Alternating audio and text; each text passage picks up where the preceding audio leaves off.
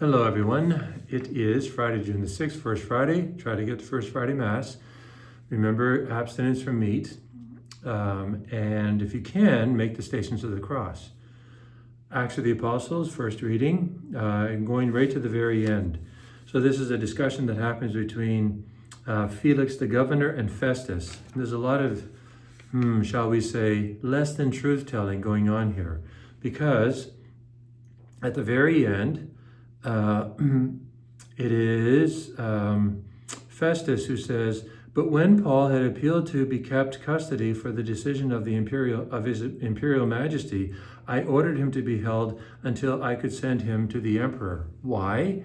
Because this person, I'll leave it at that, was going to act contrary to the norm of justice. Paul had to appeal.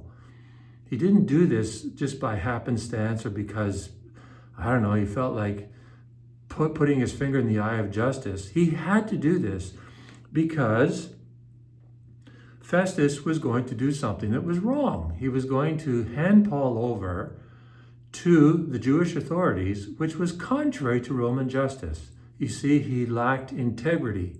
So Paul knew his rights and he appealed to those rights, and Festus could not hand him over. That's what's happening here. The man lacks integrity in this particular instance. I don't know what he was like the other times in his life, but probably subject to easy manipulation, and we call bribery. And you and I can be subject to that as well. We can make all sorts of concessions, and we have to be aware of these things and reject them if it means not being men and women of truth, of honesty, of integrity. Okay, over to the gospel. This is the scene on the shore of Tiberias, the threefold proclamation of love. Simon, son of John, do you love me more than these? Not because that's what Peter proclaimed. Lord, you know I love you. Feed my lambs. That's juridical language. That's just not, obviously anybody with half a brain knows it doesn't mean putting food in the mouths of sheep. It's juridical language. A second time, Simon, son of John, you see the old name, Simon, not Cephas, but Simon. You see, he's still Simon. Son of John, do you love me?